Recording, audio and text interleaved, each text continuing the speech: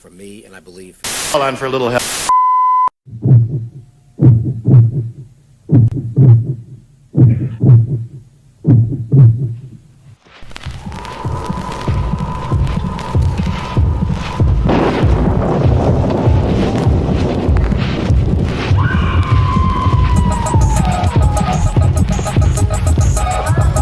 Under 17 not admitted without parents or guardian.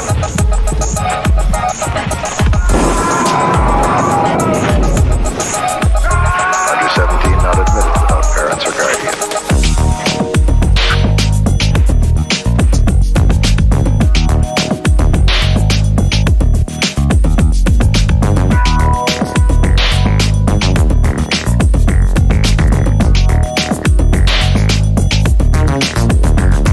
not admitted without parents or guardian. Under 17 not admitted without parents or guardian. Questo c'è.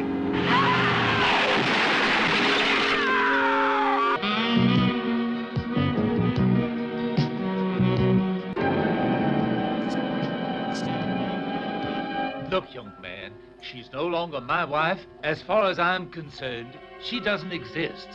She's dead. Lucy, don't go in the kitchen, please.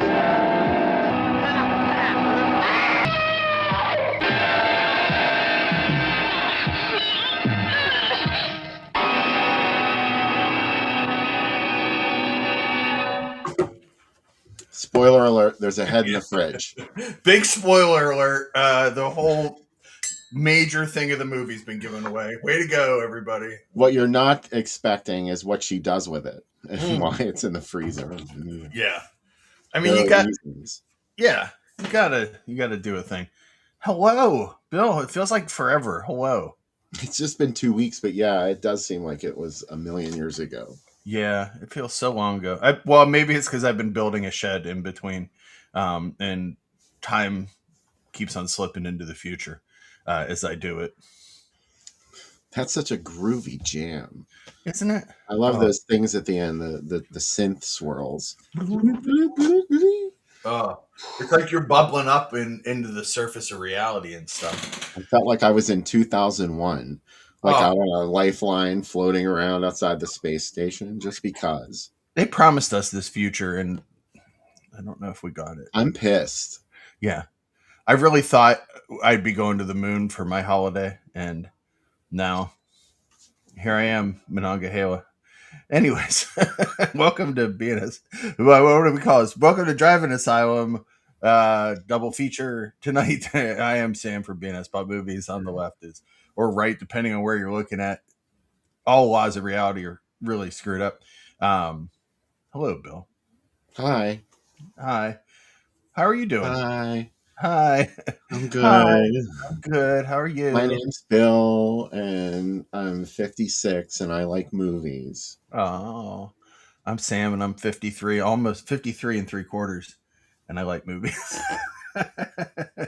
I like movies that other people go, huh? Exactly. I've been watching cult picks all this month, and all the something weird stuff's on there. And I Yeah. I watched Aroused, which I never saw. A roughie from 1970. Have you seen that movie? I've seen the trailer. I have not seen the movie. Oh my God, Bill! It is a movie that is made for us. Like the whole time I was watching it, it's like imagine if the Olga movies were a police procedural, but shot just like the Olga movies. I I was just like, watched all these. I got the Blu-ray for She Freak oh not too man, long ago, yeah. and more about that later. But one of the features on it is a full feature-length compilation of sexploitation trailers Oh from Something Weird. I'm sure you've seen that, or yeah. maybe Oh, it's that's amazing. I that's just fell into it the other night. Staying that's up what's great late. about cult picks is because it's all those movies are on there, and most of them are only an hour long. Of those movies, like Aroused is about 65 minutes, perfect length. That Uh, says, how do you access Cult Picks? It's a channel you can get on your Roku, right? It is not on Roku, but it is on Fire Stick. Roku won't allow it on because of all the nudity and porn. They have a lot of the rougher something weird and Vinegar Syndrome stuff. But you can watch it on your laptop or you can watch it on Fire Stick, and it's only $6.66 a month. It's totally worth it. I'm not selling it. I'm just telling you. No Uh, nudity and sex, but you can watch tonight's first feature on Tubi, which is on Roku, which features a head and a fridge. yeah, And you won't believe what she does with it. So that's just, that's allowed, and that ultimately tame something weird, nudity, sex kind of thing. Like that's yeah. not allowed.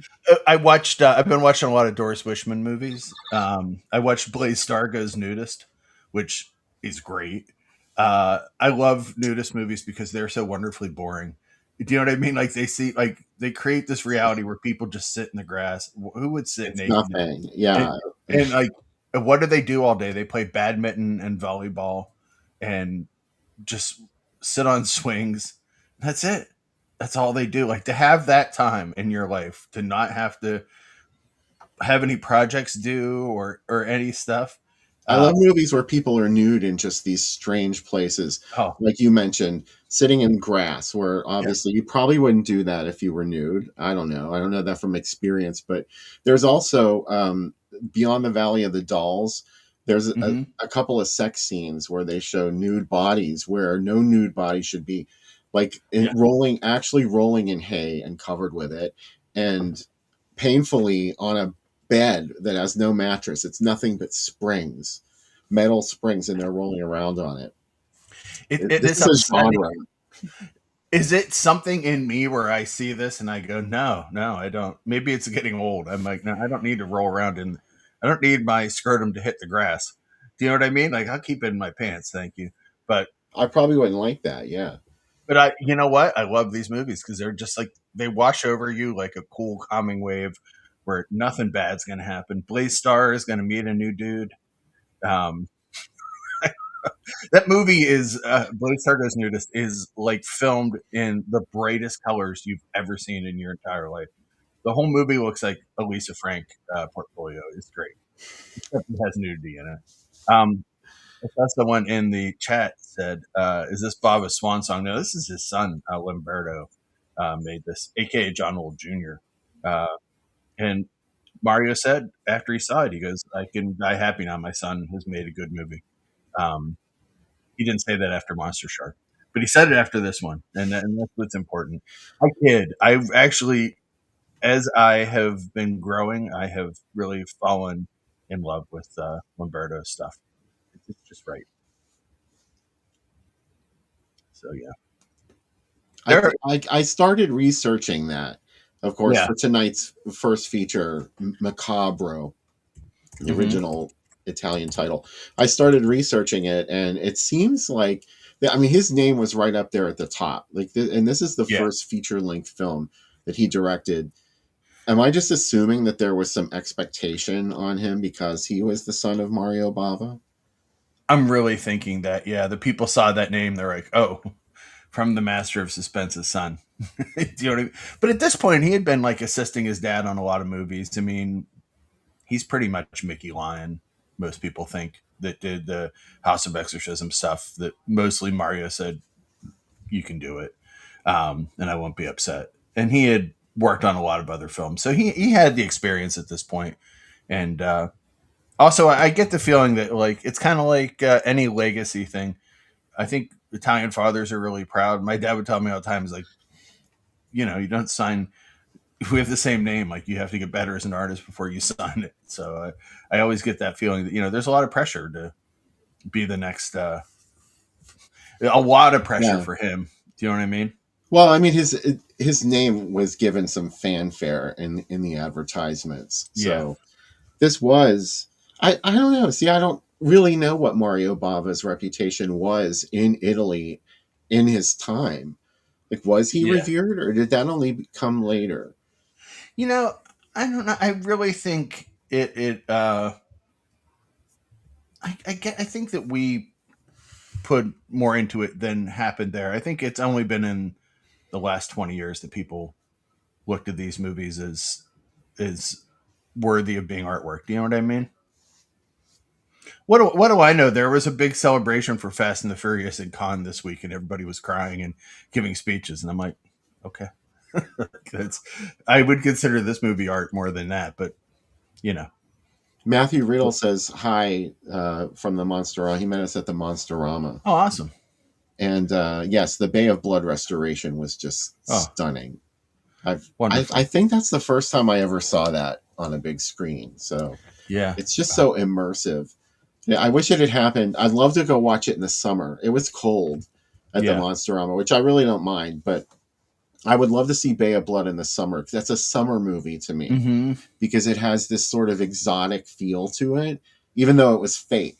Like they brought in most of those plants and just stuck them in front of the camera because there weren't a whole lot of trees around that area. So it's all like this illusion of a lush tropical place, but it's very effective and very summer. So I wish it had been warmer, but you know, seeing it all is just stunning. It's the opposite of Halloween, where they went to Palm Springs and brought a bag of leaves and threw it around and said, "Oh, now it's fall." Yeah. Then they had to go pick the leaves up and use them for the next shot. Every shot, get those leaves. I wonder if did Tommy Wallace press those leaves into a heavy book to keep them as a memory of they were probably gone before anyone gave it a second thought. Yeah. Could you imagine that? I have some of the leaves from the original Halloween. It's like the old guy that always used to try to sell me the parts of the Blob. That's when you know that money's tight in the Halloween camp. When you go to a convention, they go, "I have a hand pressed leaf from the actual filming," and John Carpenter trod upon this leaf, and you're like, "Oh my god, how much is it?" And like, we can't even really put a price on it. But how would you know that was the truth and not like some soil from Dracula's castle scam? It's I hope that it's a scam. Is kind of how it is, because it's a great scam, and I'm shocked more Halloween people haven't done it yet. It's not even a thing, and we're already calling it a scam. I know. It's like Dawn of the Dead actors should like cut off pieces of flannel and say, "This is the flannel that I was wearing when I was shot as a zombie," and you like just buy like a little piece of it. Like, do you know what I mean? I'm just giving them money. Thanks, Tim Dorch, for sponsoring tonight's program. Aww. And if you would like to become a sponsor, you can send a small donation or a large donation to groovydoom@gmail.com via PayPal. Yeah. Thank you. It helps the show stay on the air. And yes. Matthew said it's like John Russo selling fast food receipts from Night of the Living Dead. You know, as someone that's bought fast food receipts from John Russo. No. I never did. Did you? I do have a poster that has coffee stains all over it, which I find hilarious, because I said, "Do you have anything from the majorettes?" And he goes, "Just want this one poster," and it's got coffee all over it. And I was like, "Give me," and no discount, nothing. Just there it is. That's swell. Daryl said that this movie is forgettable. Daryl, I just spent $50 on it from Vinegar Syndrome. I'm going to say it's not forgettable. As someone that has bought such fine movies as Spookies and Troll 2 from Vinegar Syndrome, I also bought this. So, Yeah, by the way, I wouldn't if agree you with love, that either. That Macabre is forgettable, even though I just forgot the title. I got to tell you, everybody's crazy in this movie. That's why I It's like so it. weird. This is Right? totally up our alley. Everybody in this movie is not from our reality. Like everything, it's like a soap opera where everybody is cranked in 90, not even 10. Yeah, Like people go with into the mental weird institution. knob turned way up. Wait, and it's like, I know I just got divorced and I know I have a new man and I know Robert Duvall is a blind guy who is, I like that his name is Robert Duvall, a blind landlord that's getting into my business. Also, my kids want to kill each other. Spoiler, there's a lot. This is like kind of, here's what I love about this movie. It could happen and it's based on an incident that did happen. But after a while, it's like, Pieces had such a good ending. What if we get us some of that Pieces ending? And I love it. I love that it makes that jump at the end where it's like, all this magic wasn't enough. Let's do it. I have to say though, I understand why somebody would not maybe be totally impressed with Macabre also, because there's a certain level of I don't want to say there's a Slapdashery. bad yeah, I don't want to say there's a bad script, but Yeah. um it's hard to judge something like that when a lot can get lost in the translation and in the dub job. So who knows? That's what I love about it. I love Italians in America. Bill, that's my jam. They're in New Orleans this time. Okay, I And forgot about that. I yeah, forgot it was filmed in New Orleans. yeah. Really? It was filmed there? The exteriors are, yeah. Okay, but Yeah. I mean, it was shot in Italy, and they just did some pickup. Like, Yeah, they went around and got some stuff outside, and then that's what we call production value in Italian. That's how we get it. Uh, and also New Orleans a lot. New Orleans or like Florida. These are the two places, or like Virginia Beach or beach in Virginia. We go there too. Us Italians. I've never been to New Orleans. It Me kind of either. creeps me out. Like, Yeah. I wouldn't want to go there because I used to know somebody who religiously went there for Mardi Gras, and Mm-hmm. just everything that he described to me was like, I would never want to be there. In the Yeah. middle of a sea of drunk, angry, crazy people. Right. And There's no people that are thanks. getting publicly nude when jewelry is thrown at them, and we're all eating a cake with a little tiny baby in it that we could choke on. No, I'm Yeah, cool. I'll stay in Pittsburgh. It's especially because okay. we're drunk out of our minds or stoned or whatever. Yeah. Yeah, I love the cops episodes from Mardi Gras. It's amazing. Like, guys get arrested for peeing in the street, and so like, why do you think you can come to our city and pull your junk out? It's like, well, have you been looking around? I was walking across the Clemente Bridge the other night, and I remember the cops episode in Pittsburgh where the guy climbs up into the top of the Clemente Bridge, and they're like, "Bobby, get down from there!" And his girlfriend's just screaming, "Get down and come home!" Yeah. Oh my Yeah. God, that was so scary. Oh my god. I walk by that bridge all the time. I used to walk over it all the time, and I would think about that all the time. It made me think of A View to a Kill. The Oh ending yeah. of A View to a Kill on a much smaller scale, of course. Yeah. Oh, it's amazing. The cops episodes are great because they're mostly on Western Avenue. Like they could just stay at that 7-Eleven and get footage for. Do you know what I mean? Like that, a lot goes on at that 7-Eleven. I Just never saw much going on at that oh, 7-Eleven. That was my neighborhood for oh, so I many know, years. I And know. I I don't know. I almost went in worked it. there. You would I, go in there. What? I'd go in there like in the middle of the night when I left the club. Mm-hmm. And of course, back then, there were more people out at that time of the night because the bars were letting out. And I Mm-hmm. don't think that happens. So I don't think that's as big of a deal as it was back then. There were so Mm. many people out. Yeah, it was. I used to visit. I have friends in an agency across the street from it. Wall to wall is right there. So I would. I love a 7-Eleven. So but It was I've claustrophobic, like yeah. especially at night when everybody was going in there. There was maybe only like one parking space in that teeny tiny little parking Oh, lot. it's so small, and it's a place to get what I call big man at, where someone's like, hey, if someone has way very Ugh, specific something they need, and they tell you like, my full name is this, and my birthday is this, and here's where I'm from. I need $13.15, and it's like a yeah. very specific figure. Yeah, that's called getting big man. And Oh my god, I used to hate that. That made me so angry when they would oh call me that because I'm 5'8". yeah, That sounds like an insult when you say that to me. it is definitely an insult when you say it to me because I'm big. Also, the other place you get it a lot as if you're ever in Southside, the Get Go at the end of Carson Street, going towards South Hills.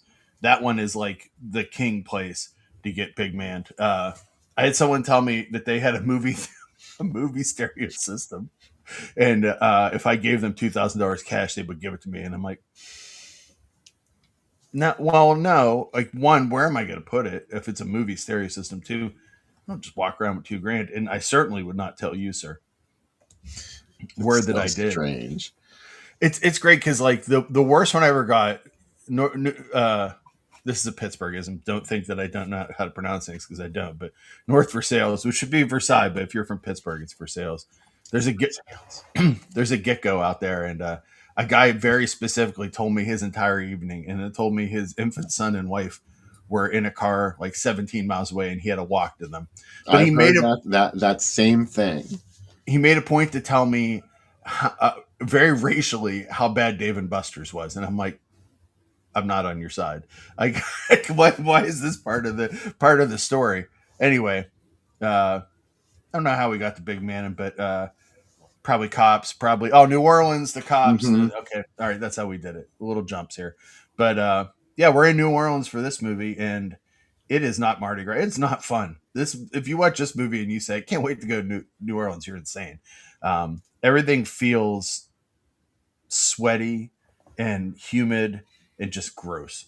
And just like House by the Cemetery, another movie that I love that feels gross. That I get nightmares about that movie, about the basement of that house and just how much is structurally wrong with it. It's someone that structurally fixed a house that had similar, I never considered that. yeah. At no point did I look at the wall and someone put my eye out. Do you know what I mean? Like, I didn't die in the house, but there were problems in the house, not to the extent of the seven doors to death, but close. Oh, the Seven Doors of Death house was way worse. Yeah. That actually had Oh. disintegrating Oh. walls and all that water. Don't you think that was worse than House by the Cemetery? It just Oh had yeah. like some hanging corpses down there, and I don't Oh, know, I know. Yeah, like it's just like tomb there's in the a living room. there's a Civil War zombie that makes baby noises that's down here, and he does a few things, but Seven Doors of Death House is real bad. It's like there's a lot.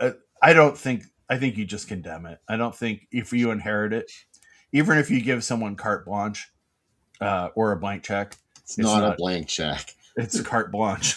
It actually makes sense when you think Yeah. about it. Oh, okay. Explain it to me then. I think she was making sense because what she was saying was you can do whatever you want, but it has to be cheap because you're Oh, not okay. getting a blank check for this. So, like, here's how much money I'm going to give you. I don't know. I thought a lot about that one, It's funny. It's really funny. but I see. I see her point. Do you know what I mean? Like, you could make a Seven Doors of Death about the Airbnb industry, where it's just like, oh, this is finally how I break even with my Airbnb, and then you find out that a mad artist was crucified in your B&B, and That would only increase the value on Airbnb. Could you oh imagine? Come stay in a hotel that's yeah, built over one of the gateways to hell. You could not book a night in a hotel like that. oh. It would be booked solid for years. You would tell people you're getting a bespoke experience, living over, sleeping. There's a lot of great organic restaurants around here, and then the gateway to hell. I really think Gateway to hell. Gateway to hell. Gateway to hell. It is. It's pretty from the outside. That's how she probably saw the outside. I was like, sure, I'll take it. Maybe. Who were the home? She had to take it. She owned it. Who are the home inspectors? Do you know what I mean? I know when I moved, my home inspectors were there forever. Like it was like a 3 or 4 hour thing. Did someone just walk in and be like, yeah, good. It's up to code. Things were different back then. I don't think people worried as much about that shit. They're like, your fuse box, don't know if it works right. Also, gateway to hell in your basement. What can you do? That's a feature. Yeah. Once again, there would be somebody that would pay you buku bucks to live in the gateway to hell house. It feels like in this movie, it feels like the homes of Italy, like the homes that we see in movies like Absurd. They're like gigantic homes on the inside. And I thought of another gateway to hell house, that ivy-covered tenement in the Sentinel. Oh, my God. That's a gateway to hell. That's a dream house, though. It's like you just got to deal with Carradine up in the basement staring out the window. Like, okay, it's fine. Also, your boyfriend might be dead. He might have killed his wife and killed He's already dead, yeah. He's already dead. The whole movie, he's interacted with other people, and people have seen him, but he's already dead. I want an alternate cut of the Sentinel where we see what she was really doing. And she must have been inhabiting this rundown tenement, and none of those people were really there. She was just walking around this empty tenement house. The only person there was just the cat, and he did have the party hat on. Some of it had to be real, yeah. Yeah. Just this one cat is there just like tripping out. He's like, why is this lady talking to me and singing to me? And she's like, weird. She's real weird. She has white eyes. A black cake for a white cat. Oh, God. Also, I love that there's those two lesbians that live there and are just trying to get her into their scene. And she's like, no. This reminds me of when Daddy was throwing cake at prostitutes and I stabbed him. Oh, yeah. The Evil is another kind of squalid. It's different than a haunted house. Gateway to Hell squalor is a lot different. It's just like, it's upsetting to live there. Like, I don't know. Some haunted houses, I wonder if you could live there. Like, would you, like Mrs. Muir figured it out, right? On the Ghost of Mrs. Muir TV show, she figured it out. That was okay. Yeah. I mean, nothing bad happened to her. The ghost, the captain or whatever he is in the Ghost of Mrs. Muir, had a really easy relationship because he didn't have to do any yard work or anything, right? He was there emotionally for her, but he didn't have to do anything physical. Yeah, she couldn't really ask anything of him. No. Could you carry in the groceries? And he's like, I can't. My hands, I'm non-corporeal. And she's like, but you're just so nice. So I guess there's that. Could he move things, though, on that? I don't remember. I don't remember. I'm going to have to wait till the box set comes out, and then I'll buy it. I want to start a label that has the cachet of Vinegar Syndrome, and I just put out old series like, please don't eat the daisies and wait till your father gets home. And people are like, I can't believe they released this. This is amazing. And then I'll charge like $300 for the set. And they come with all sorts of stuff. Like my Ghost of Mrs. Muir comes with epaulets, so you can dress as the captain. And also Charles Nelson Riley glasses. A very immersive experience. Yeah. That's so back to Macabre. Oh, back to Macabre. Or Macabre. Yeah, let's get back to Macabre. Macabre. Yeah. When was the first time you saw Macabre? Probably about 15 years ago when I had the DVD of it. I had not seen it before that. And I just... I remember Becca came in and was watching it. She's like, this mansion is beautiful. And I'm like, you don't want to live there. Like everything is horrible. But that's all she saw it for, was like a real estate movie. Jane Baker, is this movie, and this is maybe a discussion point. Is this movie her getting, she's the fallen woman because she's having this affair with a guy? Do you know what I mean? And like, it costs, her everything, her sanity, her lover, her children. Yeah. I mean, that's definitely one way to look at it. She is sort of like if this movie is to be taken literally, this is just her descent into madness, and Yeah. she doesn't know reality from her imaginations. When I was watching it this week to prep for the show, I was like, is this movie for the show? And then when you get to the accident scene, it is a good 2.5 minutes of screaming. And I was like, oh, yeah. Yeah, they made Oh, so many screams. It is. I'm so glad I didn't have to drive anywhere this week after watching it. It is. It will put you into the passenger seat. it's like a Final Destination moment. It's Before Final amazing. Destination, yeah, they did it. And it's like, oh my god. And what's the other one? The one with Susan Tyrrell, Butcher Baker, Nightmare Maker. Yeah, yeah. Oh, there's just certain the Final Destination movies are, if they're good for anything, they're good for kills that really upset you and make you think I should probably be a little safer. So maybe we'll learn that from this movie. But this one just feels like, man, her life gets turned upside down. It's rough. I'm sorry, I got distracted by this look for the like button ad, as you can imagine. Like, why did you get distracted, Sam? Oh, I don't know. I send you flowers all the time, Sam Oh, Panica. I know. Look at her. You missed mine. You weren't. I did that video at the beginning of the show for another school day, and there was some great Jim Greenfield footage in there from Evil Speak, where he and that guy are chest to chest, and the guy like pushes him in his chubby chest. I love it. They put a little something for you in that movie. Mm-hmm. Yeah. David said Macabre is a horrifying tale that takes place in the manosphere.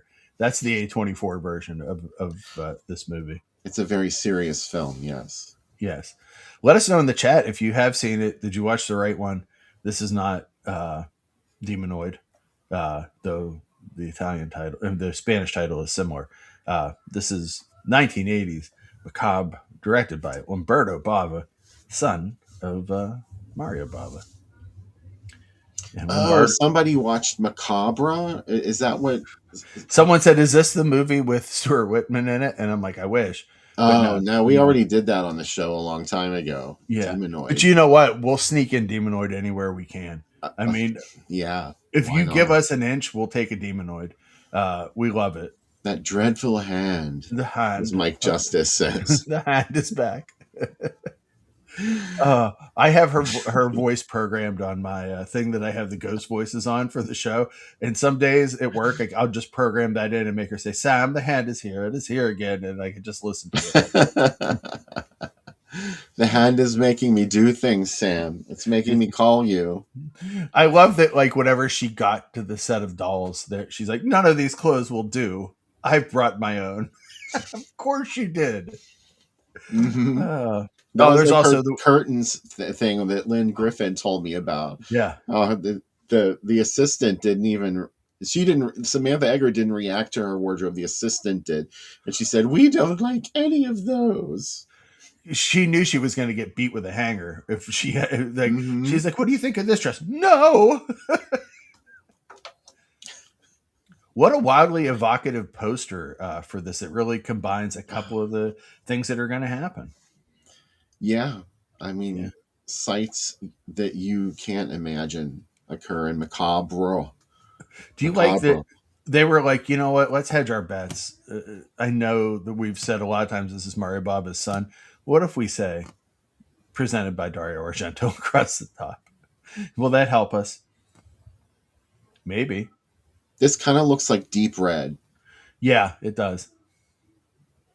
I think if someone made that accent thinking to be Deep Red, they were not upset that people made that mistake. Sorry, Profundo Russo. Sorry, the Hatchet Murders. Sorry to anyone out there that didn't know which one. We're already inspiring people, Sam. Yes. That's a great excuse. Stuff just falls through your hands. I mean, it tracks. Yeah. Oh. Oh. Look at this. Look, this is just amazing. The first ad I should have said was from November 1980 from Turin, Italy. That was the original debut of the film. I mean, as far as I could tell from the paper I had access to. Mm-hmm. And this, though, is from Canada from 1983. That was some of these are from 84. I'm not sure which is which. So this may have been 1984, but I think it was 83. Can you imagine seeing this in a legitimate theater? Yeah, Right? like the showcase. Yeah. Also, my eyes went right to Never Say Never Again. I mean, look at Oh, it. yeah. Beautiful. Look at the contemporaries that this had with it. It's just staggering. Final Terror. Daryl Hannah screaming in the woods. Oh. A lot of, and some Pittsburgh to the right, a little flash dance. Mm-hmm. What a feeling. This was 83 then. Yeah. Oh. That's promising a lot. It is. But they're really kind of not lying. This could have been very disgusting. Even now, but especially in 1980. Could have been seen that way. Yeah, my mom usually asks me what movies we're showing. I said, we're showing Macabre. And she was like, what's that about? And I got like 2 sentences and she goes, I don't want to know anything more. And I was like, it's that kind of movie. Oh, the shock of a lifetime. You know what? If your wife has cheated on you, you've lost your job, like your house burned down, those shocks you are still not prepared. Do you know what I mean? Like, this is the shock of a fucking lifetime. Yeah. But you're going to probably rip your clothes off or run to the street crying after this movie. Yeah. Just a warning. Maybe lock the door. It is pretty sick. I'm not going to lie. NGL. Yeah. NGL. I was just going to say NGL. Oh, look at this. This is pretty awesome. Oh, I love the House and Sorority Row. I know it's kind of boring, but I do not care. I just love it. It's stupid. Is it A24? Yes, it's a stunning indictment of the issues that women take when they live in the same house, that sometimes they turn their insecurities in upon one another when they should just be sisters. Deep. It's truly feminist coded. Oh, thank you. You did it better than me. Okay. Plus, it has clowns in it, which I don't know when that became a thing that clowns were scary. Yeah. That now, like, you ask anybody, and they're like, "Oh, clowns are terrifying." That was not really a thing. Well, you know, I was telling Becca last night, Jamie, who works for Severin, that does the booth for the drive-in, his dad was a clown. Like, his dad was a teacher. He was voted for as like one of the top teachers in the U.S., actually by USA Today. But he also did clown stuff. He was Fuzzy, the clown. He was telling me about it, and I'm like, probably for him, clowns aren't that terrifying. They probably, do you know what I mean? So when I wonder if you're somebody that has had a clown in your life, you're like, I don't like the way clowns have been treated by the media. Like, you know what I mean? Like, my father stand up for clowns. Stand up for clowns. Exactly. John Wayne Gacy gave you an impression. Fucking Gacy.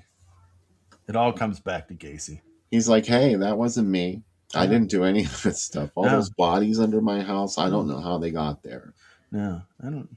I like that he still wanted to have like the cops in to have like a sandwich, and they were like throwing up because of how it smells in the house. It's like the telltale heart. Oh, you know? Yeah. Oh, it's a roughie. There's another one of these. This writes it's adults. Yeah. Adult accompaniment. Does that mean you could bring a child to Macabre? Yeah, I think so, because there's like, or Hervé Villagez, who's in our second movie, can come with you to the to Macabre. We're going to go to the Princess one. Oh, on Gore Street? Yeah, Gore Street. Nice.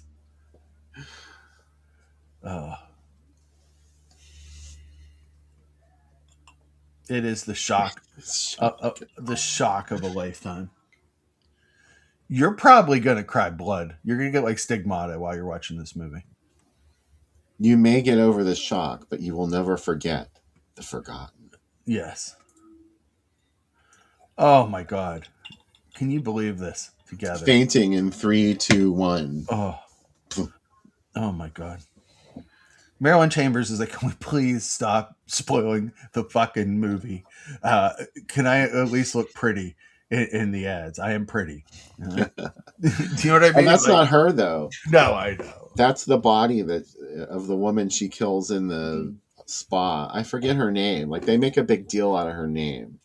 Oh. Remember, she was upset. Her father was obsessed with her nose, and he kept sending her to that clinic to get her nose redone, like another millimeter. Judy, something or other, I think. Do you? Glassberg, Judy Glassberg. That's her name. I love the poster. The poster here, the art for Macabre here looks like you're going to see a slasher. It doesn't look like you're going to see like a almost insane soap opera screaming ordeal. What is this movie? I mean, I know. I was thinking about that myself. Who is this movie for, if not us? Do you know what I mean? It's like to anyone else, the sell is a woman's life falls apart, and like, oh, is it an art movie? Oh no, there's tons of gore. it's not giallo. No, it's not giallo, and it's not gothic. It's just like it's its own thing, baby. Do you know what I mean? It's just like it's a macabre thing. By the way, that image is, I think that's Sarah from Suspiria when she's walking across the bedroom with the knife or something, and they kind of like doctored it with her hair and her face a little.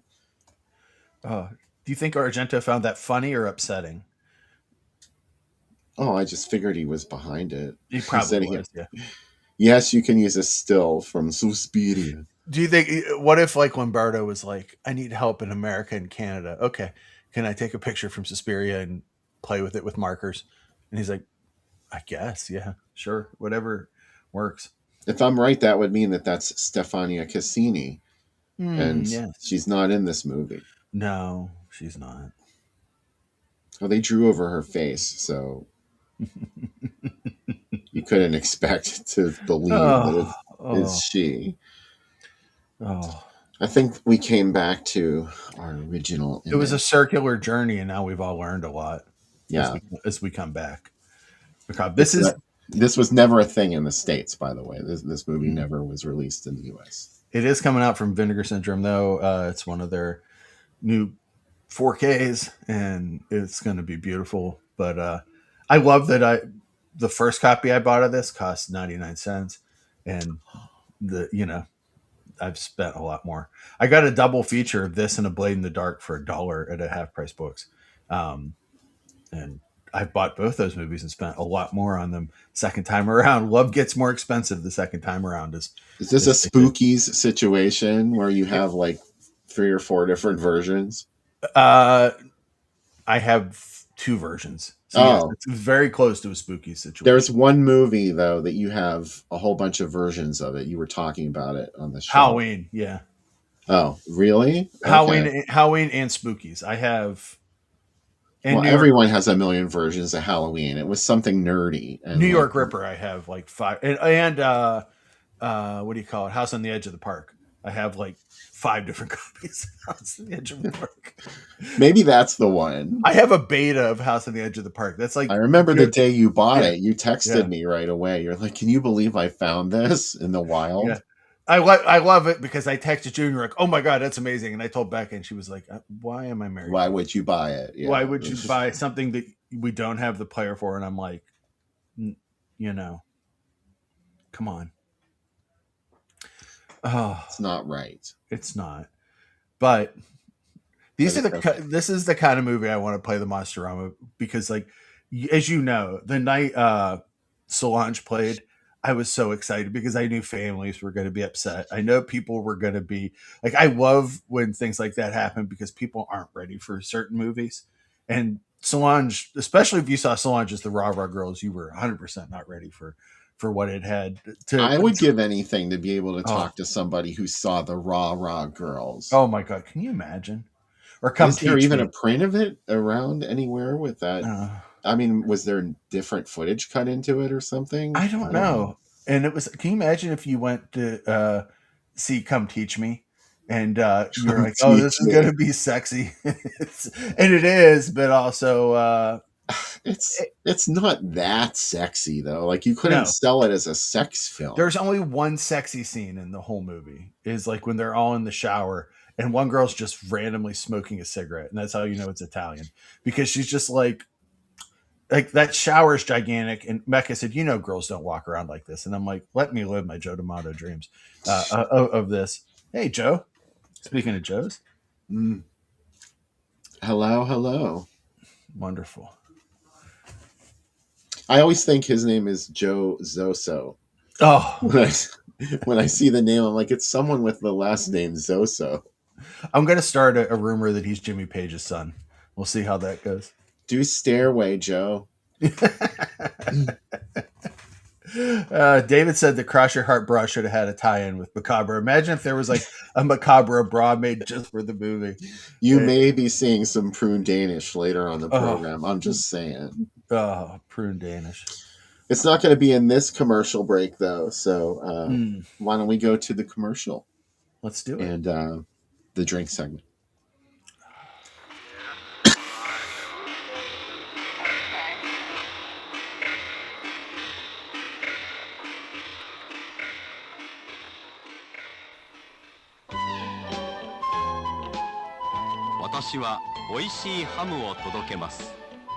あなたに美味しい糸ハム。私のプライド、伝承の味、伊藤ハムの贈り物。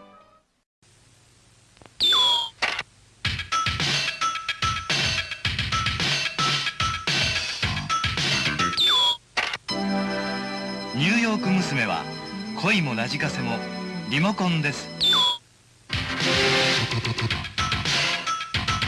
リモコンローカセットサイズのリモコン付きラブコール。バイナショナル。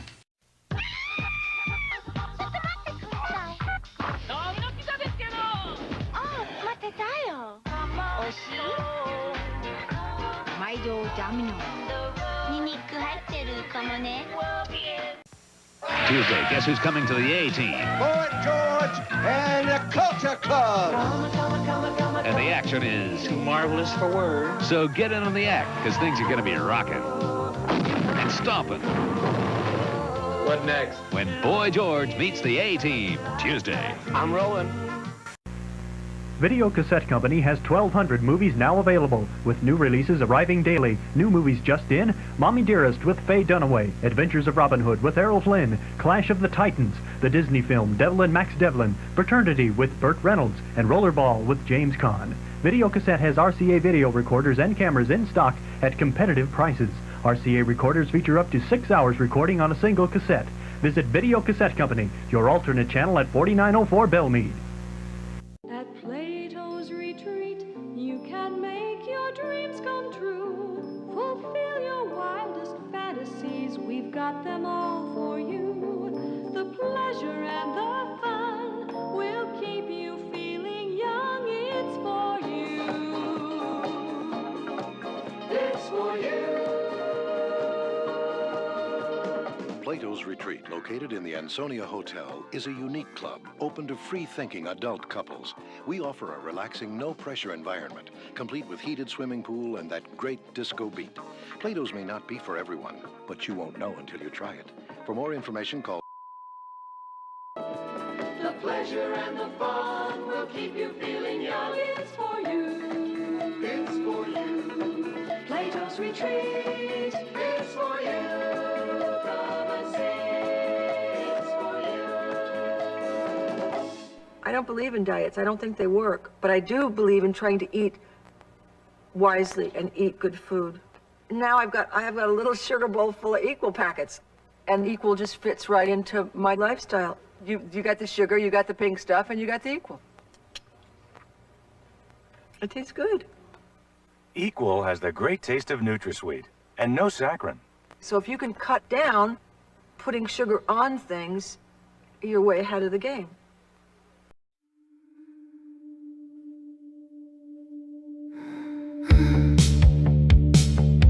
The heart keeps her in inside. Dust on the portraits watching her eyes. She folds his jacket under the bed. Still hears the weight of his steps upstairs.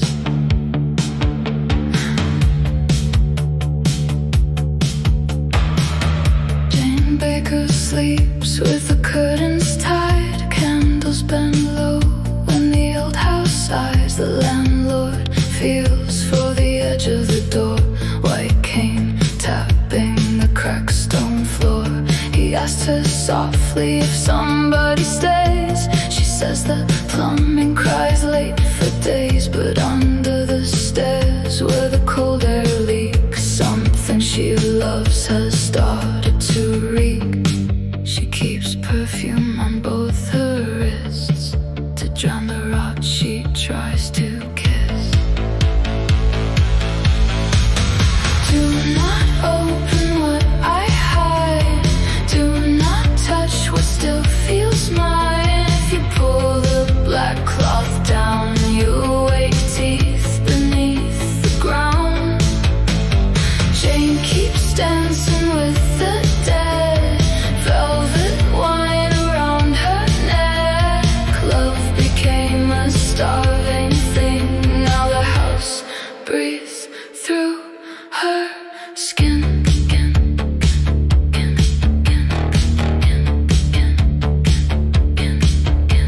A young priest knocks around 10:30. Two missing girls were seen near the fence. Jane pours coffee with trembling hands. Red on the sink that she calls rust stains. The blind man hears heavy feet in the hall. Wet dragging sounds through the walls. Jane starts laughing too sharp, too long, like somebody else climbed into her lungs. She carried him home in a butcher's sheet, stitched every wound with shaking teeth, whispered forever into his chest, fed him warm blood so he would not rest. When the priest reached under the cloth, Jane broke the bottle across his jaw. Do not open what I hide. Do not touch what still feels mine. If you pull the black cloth down, you'll wake teeth beneath the ground. Jane keeps dancing with the dead, velvet wine around her neck. Love became a starving thing. Now the house breathes through her skin. Sirens stain the morning air. Jane still rocks the body there.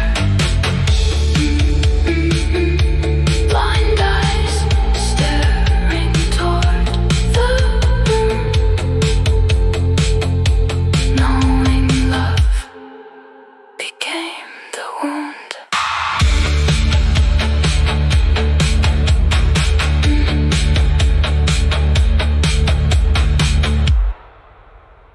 Welcome to New Orleans. We're making a drink. Mardi Gras. Mardi Gras. Head in the refrigerator, drink. What's in it, you might ask? 2 ounces of bourbon. I thought it didn't have bourbon. Guess what? Roger gave me this. Look at this bottle. Roger is also a Kentucky gentleman. He literally is a Kentucky gentleman, Yeah. and he brought this. Half an ounce of simple syrup. We got 5 ounces of bitters. Jeez, you're ready to die. 5 dashes of bitters, 2 dashes orange bitters. I think you should dash some in your mouth, just by themselves. Which one? I don't know.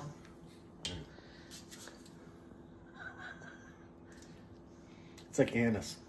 Oh. Or anus. I mean, yeah. Anyways. Liquor. The sweet. That's the only thing that isn't a daddy drink in this. Everything else in this is like Dashes. Dad.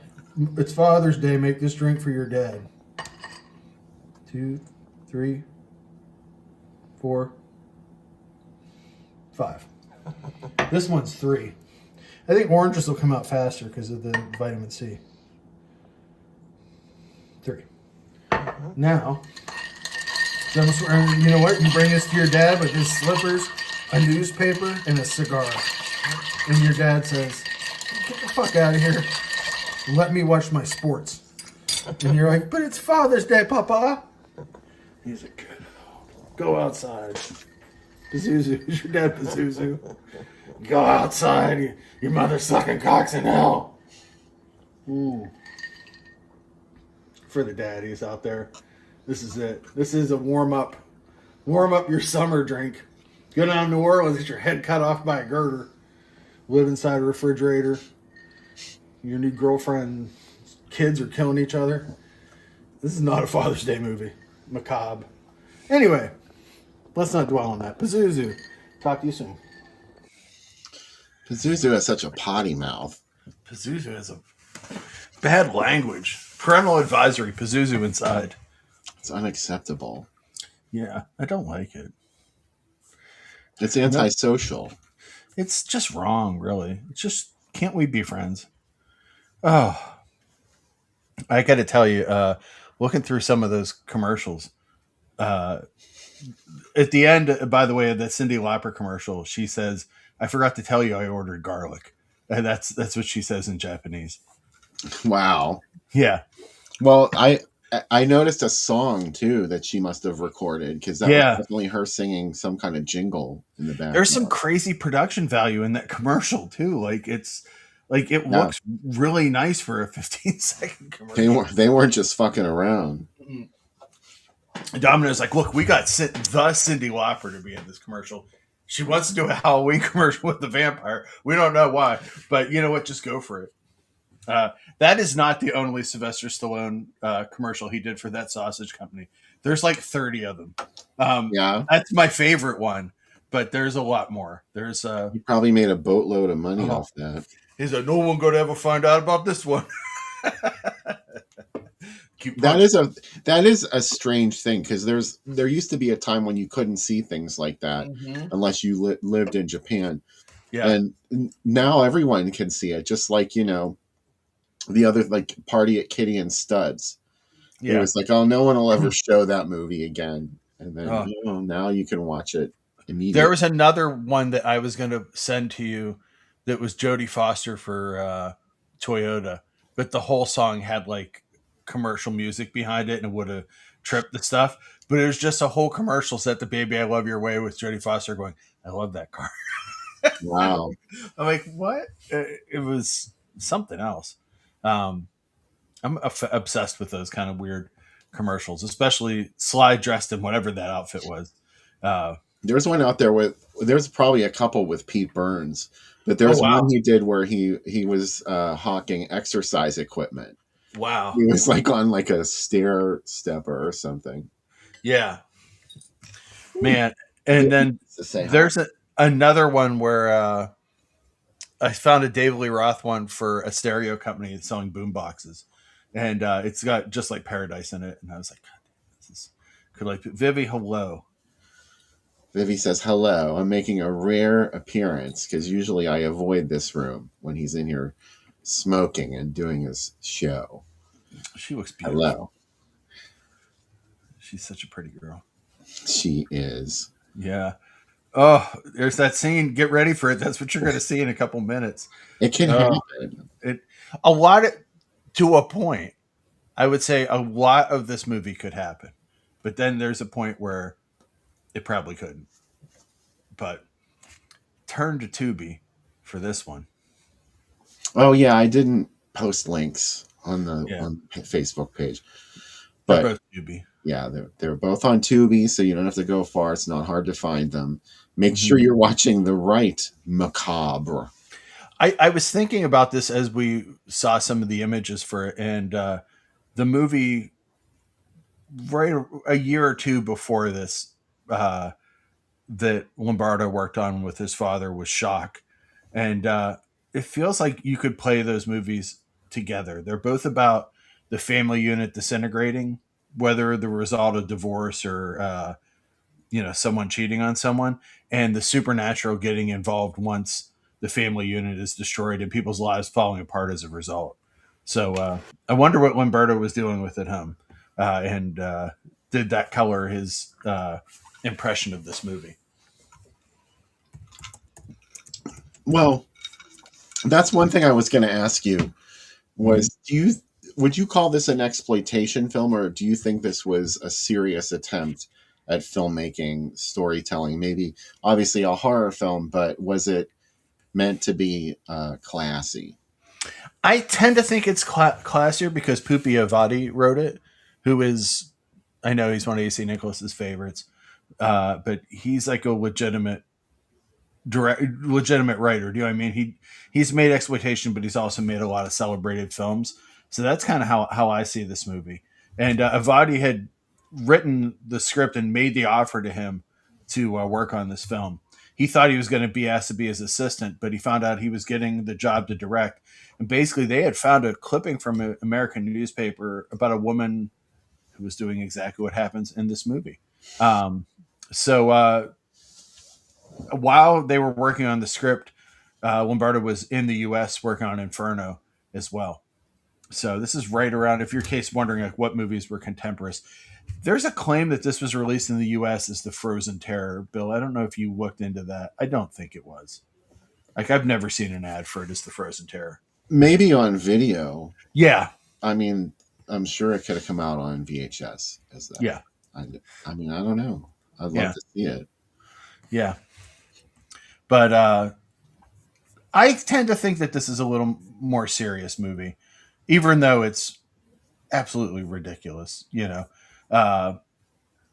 Another thing I think that's really interesting about it is when she comes back a year later, everything's exactly the same. The bed is still unmade. The flowers, unless some of the flowers stayed in that arrangement for a year, and the refrigerator has all fresh food in it. So either somebody is taking care of her, or she is really crazy. Or this is why I love Italian movies, because sometimes we have to write them for ourselves. So in my mind, she is being gaslit by forces from beyond. That could be too. She does kind of remind me of the main character in Lizard in a Woman's Skin. Or no, wait. Is that the one that was schizoid? That's the one with the bats. Okay. Mm-hmm. Yeah, because she's really kind of the villain, and they don't present her that way. Mm-hmm. It's not to the degree as Lizard in a Woman's Skin. This is just maybe like a step back from that, but it's a similar kind of is she or isn't she? Yeah. I think it feels, that's why you said, is this a Jolly? It feels almost like F Jolly, like Lizard, because they don't follow the traditional someone's being killed format. They're mostly just a woman is losing her mind. Like Footsteps, Will Orme is kind of similar to this too. Oh yeah, that's a good call. Yeah. I love David's comment that the Jennifer Connelly Japanese Techniques commercial takes place in the same universe as Phenomena. It does. That commercial, there's a whole bunch of Techniques commercials with Jennifer Connelly in them too, and I love them so much. They're beautiful. She's beautiful. Oh, if anyone was ever made to be a Giallo Queen, it is Jennifer Connelly. Even in a maggot pit, she's beautiful. Oh my God. As maggots rain on her. Yeah. I think about that a lot. Becca said to me the other day, she said, do you think that kid is supposed to be Argento? Because he looks a lot like him. And I'm like, I don't know. No, because he thinks he looks like, what's his name from Four Flies. Right. That's who he sees in his head. He doesn't see him as that Marvin, whatever. Well, that was his id reacting to his own self-image then. I just love that he's like, a lot of people thought that he looked a lot like me. Nobody ever said that, ever, but he did. Man, that's one person. Exactly. Who are we to deny Dario Argento? I'm having FOMO because now I have every Argento movie that Winter Syndrome's put out, except for Phantom of the Opera, which I hate. And I'm like, you know what? Do I just get it now? That's how they get you. One day you're going to wish that you had Phantom of the Opera. Yeah, there'll be a day, even though I already have it on DVD. Two versions. I didn't own it.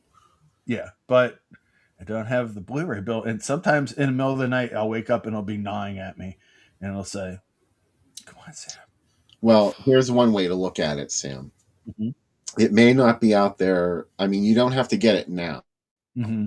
Because you could wait until there's such a thing as 8K, which there undoubtedly will be at some point, and then we'll have to start buying all of these movies over again, et cetera, et cetera. So you're just going to catch the next upgrade. I guess when I have to show the Mark of the Beast on my hand to get the movie upgraded into my brain. Okay, I don't want to say I'm looking forward to it because it's going to be a bad time to be alive, but I'm looking forward to the media that comes out of it. physical media. When the reality of the Matrix comes to be, yeah, and your mind can unlock anything, then you can go and own all of these movies. You know, a lot of people think having those hoses in your mouth and being in that wet fluid from the Matrix feels horrible, but if people directly uploaded movies, Argento movies into my brain, that'd be a pretty good deal. It feels like a good deal. I feel like if you occasionally throw in a movie like this, I'm like, yeah, this is good. That's kind of what I want. I want like a combination of that and the end of Soylent Green. When Edgar G. Robinson goes into that room and they just play the music for him and they ask him what he wants to look at. I just want that. So. Okay. What a happy thoughts. Yes, I know. Let's go to Macabre, which is going to cheer you up. It will super cheer me up. Undoubtedly. Indubitably. Thanks, everybody, for joining us for the first segment. Don't forget to come back after you finish watching it. It's on Tubi. Pretty easy to find. It came out in 1980. If you see Lamberto Bava's name next to it, you got the right movie. All right. What's the after movie?